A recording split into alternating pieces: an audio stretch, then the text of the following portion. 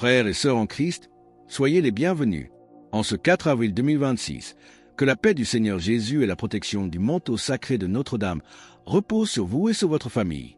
Ce que vous allez découvrir n'est ni une fiction, ni une exagération. Ce sont des révélations que la Mère de Dieu elle-même a transmises à l'humanité lors d'apparitions reconnues par la Sainte Église. Comme petit merci de nous rejoindre aujourd'hui, nous offrons un moment de bénédiction partagée. Commentez avec le mot foi si vous êtes ouvert à recevoir une pensée finale spéciale dédiée à tous ceux qui participent. Et s'il vous plaît, appuyez sur « J'aime » si vous appréciez ce moment. Restez bien avec nous, car ce message s'adresse à ceux qui ont des oreilles pour entendre, à ceux qui sentent au plus profond de leur âme que quelque chose de grandiose et de terrible à la fois est sur le point de se produire. Regardez autour de vous avec les yeux de la foi. Des nations autrefois chrétiennes interdisent la croix, les églises se vident, les catastrophes naturelles se multiplient et les tensions nucléaires n'ont jamais été aussi fortes. Est-ce une coïncidence ou assistons-nous aux prophéties de la Vierge Marie? À Fatima, en 1917, 3 secrets furent confiés. Le 3e est resté scellé pendant 83 ans, mais des sources suggèrent l'existence d'une partie cachée parlant spécifiquement de 3 jours d'obscurité totale sur la face de la Terre. Mais que sont exactement ces 72 heures de ténèbres et pourquoi la Church a-t-elle gardé le silence si longtemps sur ce qui pourrait changer radicalement votre manière de vivre les jours à venir? Frères et sœurs, cette prophétie des 3 jours d'obscurité traverse les siècles, de la bienheureuse Anna Maria Teji au XIXe siècle jusqu'au message de Garabandal dans les années 60. Mais ce que peu de gens savent, c'est la cohérence effrayante entre toutes ces révélations. Imaginez un jeudi ordinaire. Le soleil se couche, les familles rentrent chez elles, la routine semble immuable. Puis, sans prévenir, dans les premières heures de la nuit, le ciel se ferme. Comme il est écrit dans Joël 2h31, le soleil se changera en ténèbres et la lune en sang, avant l'arrivée du jour de l'Éternel. Comme petit merci de nous rejoindre aujourd'hui, nous offrons un moment de bénédiction partagée. Commentez avec le mot foi si vous êtes ouvert à recevoir une pensée finale spéciale dédiée à tous ceux qui participent. Et s'il vous plaît, appuyez sur « J'aime » si vous appréciez ces moments. Restez bien avec nous, car en ce 4 avril 2026, il ne s'agira pas d'une obscurité commune causée par l'absence de soleil. Ce sera une obscurité dense, palpable, surnaturelle. La bienheureuse Teji l'a décrite comme si épaisse qu'elle pourra être ressentie physiquement. Aucune lumière artificielle, aucune torche, aucune lampe électrique ne pourra la percer.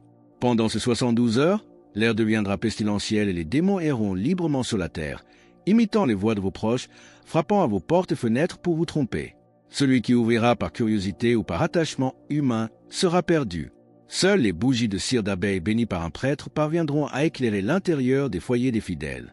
Mais quels sont les signes précis qui annonceront que ce moment est arrivé? Et pourquoi la visite d'un pape à Moscou est-elle considérée comme le déclencheur ultime de cette fenêtre prophétique? Frères et sœurs, pour comprendre l'imminence de ce moment, nous devons nous tourner vers le petit village de Garabandal, en Espagne. Entre 1961 et 1965, la Vierge Marie y a délivré des messages d'une précision redoutable. Conchita González, l'une des voyantes qui vit aujourd'hui aux États-Unis, a reçu la vision d'un événement qui précédera les 3 jours d'obscurité, le grand avertissement. Ce sera un moment où chaque être humain verra simultanément l'état de son âme devant Dieu, comme un mini-jugement avant le jugement final. Comme il est écrit dans Luc 12h2, il n'y a rien de caché qui ne doive être découvert, ni de secret qui ne doive être connu. Comme petit merci de nous rejoindre aujourd'hui, nous offrons un moment de bénédiction partagée. Commentez avec le mot foi si vous êtes ouvert à recevoir une pensée finale spéciale dédiée à tous Kelly qui participent. Et s'il vous plaît, appuyez sur « J'aime » si vous appréciez ces moments.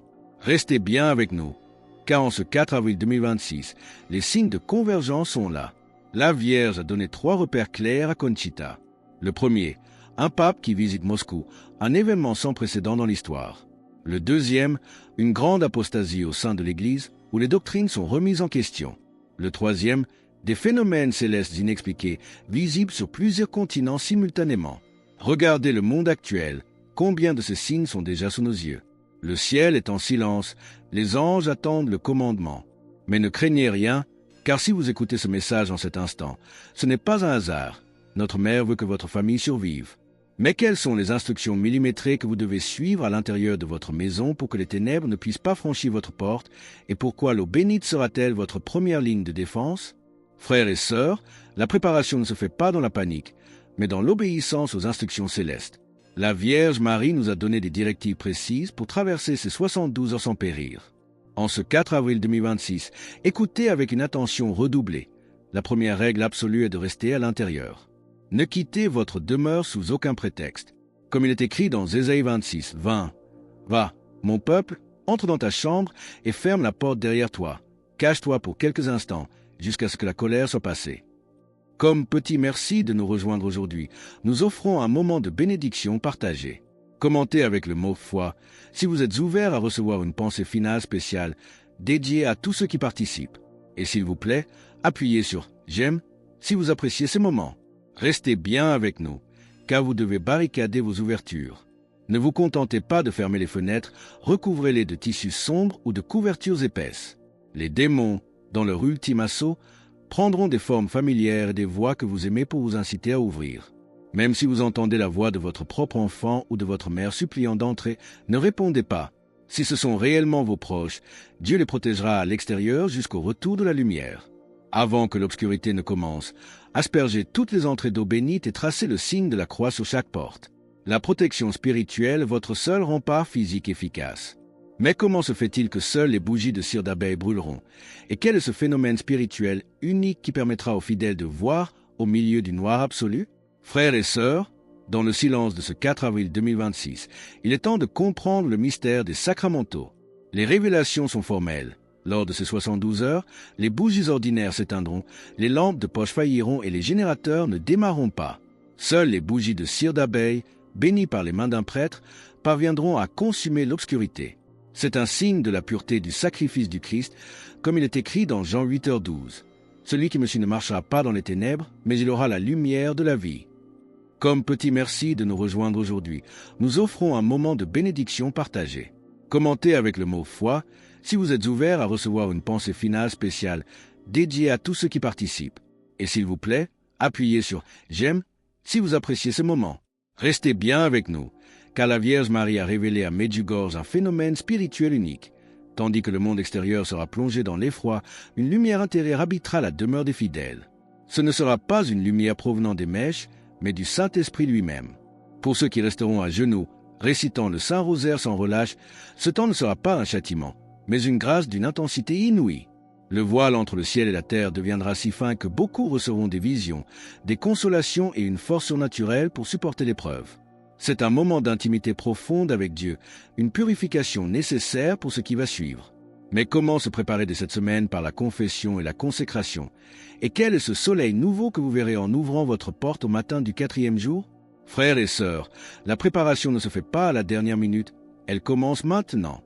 En ce 4 avril 2026, comprenez qu'une âme en état de grâce est une forteresse inexpugnable contre le mal, tandis qu'une âme en état de péché mortel est une porte grande ouverte pour l'ennemi. Comme il est écrit dans 2 Corinthiens 6h2, « Voici maintenant le temps favorable, voici maintenant le jour du salut. » Comme petit merci de nous rejoindre aujourd'hui, nous offrons un moment de bénédiction partagée. Commentez avec le mot « foi » si vous êtes ouvert à recevoir une pensée finale spéciale dédiée à tous ceux qui participent. Et s'il vous plaît, appuyez sur « J'aime » si vous appréciez ces moments. Restez bien avec nous, car les instructions pour cette semaine sont claires. Rendez-vous dans votre paroisse sans tarder. Demandez à un prêtre de bénir vos bougies de cire d'abeille, au moins une par pièce de votre maison. Faites bénir de l'eau, du sel et un crucifix pour chaque entrée. Mais surtout, ne remettez pas à plus tard le sacrement de la réconciliation. Confessez chaque péché, même les plus anciens, car la confession est le sacrement qui renouvelle l'âme comme la pluie rafraîchit une terre desséchée. Si vous n'avez pas encore consacré votre vie et votre famille au cœur immaculé de Marie, faites-le aujourd'hui même. Ceux qui se réfugient sous son manteau ne seront pas touchés par l'obscurité. Chaque communion reçue dignement en ces jours devient un bouclier spirituel qui durera au-delà de ce monde. Mais quelle est la promesse infaillible que Notre-Dame a laissée à Fatima pour dissiper toute votre angoisse, et comment cette fin des temps se transformera-t-elle en un début radieux? Frères et sœurs, nous arrivons au terme de cet avertissement sacré, mais pour vous, ce n'est que le début d'une mission de lumière.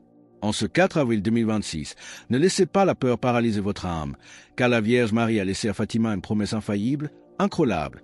À la fin, mon cœur immaculé triomphera. Ce triomphe n'est pas une simple possibilité, c'est une certitude divine.